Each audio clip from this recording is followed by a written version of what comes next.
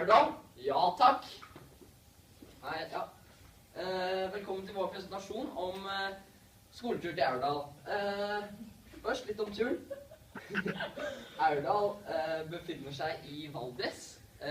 Veldig fint skianlegg. Alle som kan stå på ski, både langrenn og slalom, anbefales på det sterkeste reise til Aurdal. Veldig lett. Ta buss. Cirka 2 til 3 timer. Som sagt, det er i Valdres. Du tar av til høyre ved Bang. Ganske vanskelig å unngå Bang. Når du da endelig kommer frem, så finner du noen fine leiligheter. Veldig positivt overrasket over det. I hvert fall vi guttene. Fordelt 68 personer per leilighet. Det var altså 2 grupper per leilighet. Funket veldig fint. Og det som var det beste med denne leiligheten da, var at det var ikke det med at det var nok sengeplasser og kjøkken og TV og alt det der. Det var at slalombakken var rett utenfor. Det var rett og slett bare å gå ut døra, smelle på seg skia og ut i bakken med deg. En viktig ting på turen, det er å ha med seg god og riktig mat. Hva riktig mat er, det finner du ut senere, men god mat er det viktigste. Tenk veldig nøye gjennom hva du er ute etter å spise. Tenk på budsjett, og tenk på kosthold da. Dette er jo en viktig del av turen, selv om det er ski det handler om. Ja, da skal Erlend ta ordet. Ja, skivett og hvordan unngå ulykker. Når du kjører i slalombakken, så er det veldig viktig at du kjører ansvarlig. Du må huske at du som kommer bakfra, det er du som har ansvar for å ikke krasje de foran deg. Og det er veldig viktig at du ser deg for. Særlig når du svinger, hvis du svinger for eksempel brede svinger, sånn at du ikke krasjer i noen som kommer ved siden av deg. I tillegg er det veldig viktig å bruke beskyttelse. Både hjelm er jo selvfølgelig påbudt, og hvis du skal drive med hopp, så anbefaler vi å ha på ryggbeskyttelse. I tillegg så er det lurt å ha bukseselene sine på, sånn at man unngår å sette dem fast i heisen. Fordi dette kan skape ulykker, for eksempel at selene setter seg fast i heisen, og du blir hengende etter. I tillegg er det viktig å unngå gruppepresset. Hvis alle de andre vennene dine hopper på et stort hopp, og du egentlig ikke har så lyst, så må du tørre å ikke hoppe på det, fordi dette kan gjøre at du skader deg, og vi vil jo helst unngå ulykker. I tillegg er det veldig viktig å ha god oppførsel i heistraseen, både nedover og oppover, sånn at i oppoverbakkene, når du sitter på heisen, så er det viktig at du ikke kjører sikksakk. Og i nedoverbakkene så er det viktig at du ikke kjører i heistraseen i det hele tatt. Ja, da er det viktig å ha orden og renhold i hytta. Det er viktig å rydde underveis, slik at det ikke er masse rot, og du må rydde opp alt den siste dagen. Det tar mye lengre tid enn hvis man ikke bare rydder alt med en gang. Og så er det lurt å ikke ta Zalo i oppvaskmaskinen. Fortell hvorfor, Jeppe. Jo, fordi at det er noe vi erfarte selv, og da kom det litt mye skum. Det er mye bedre å dra ned til resepsjonen og få en ny sånn vasketerning.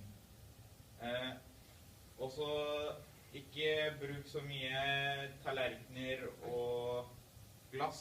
Ta heller og bruk de flere ganger som glasset. Du trenger ikke å ta nytt glass hver gang du skal ha noe å drikke. Og så samarbeid med ryddingen. Ikke la en gjøre all jobben. Det går mye fortere og er mye enklere hvis alle samarbeider med å rydde opp. Og så er det viktig å kaste søppelet i konteineren, og ikke la det drive og slenge rundt med søppel. Da kommer det til fordeling av arbeid og pakking. Det er viktig at man planlegger mye, at planlegger hva man skal ha med av klær, mat, kanskje ting man skal underholde seg med, som eventuelt brettspill, kanskje PlayStation hvis man vil ha med det. Og man bør ikke ta med unødvendige ting, som PC og ting du kanskje ikke kommer til å få bruk for, fordi du har mye annet du må ha med av klær og mat og sånn. Det er viktig å ta med varmeklær, for du skal være ute mye. Det er bedre å ta med for mye klær enn for lite klær. Og du kan da heller ta av deg en jakke eller nærme bakken, og det er veldig praktisk. Man må også huske sengetøy, hvis ikke så må du betale for dette. Og det har de da i resepsjonen hvis du skal betale for det. Du kan også pakke maten for seg selv i en egen bag, slik at det ikke flyter mat overalt, og da har du mer kontroll på det, og det blir lettere når du skal pakke ut og legge det ut i kjøleskapet eller kjølerom. Måltider og hvordan unngå for mye mat. Når vi dro på den turen, så tok vi med variert og god mat. Og vi hadde ikke med noe fastfood-mat. Hvis vi ville ha noe godt, så lagde vi heller dette fra bunnen av. For eksempel, vi hadde pizza, men i stedet for å kjøpe ferdigpizzaer, så lagde vi pizza fra bunnen av. I tillegg er det lurt med mettende mat, særlig frokosten, fordi etter frokosten skal du ut i slalåmbakken en hel dag, og da er det viktig at du har nok energi i kroppen, sånn at du kan være i aktivitet. I tillegg er det viktig å planlegge måltider, som Ole sa, før du drar, men også at du setter fram ting, setter ting i kjøleskapet, sånn at alt er klart til måltidet. Og så er det også viktig at eventuelt mat som blir igjen etter turen, at du tar med dette hjem og ikke kaster det, for det er viktig å tenke på miljøet, og maten koster jo penger.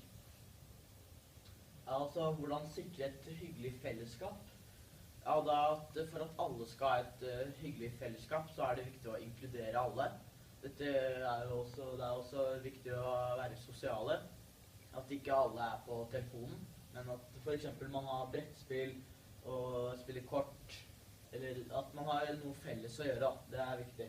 Så er det viktig å være positive, og ja, ikke være negativ til andres ideer hva man skal gjøre, for eksempel. Ja.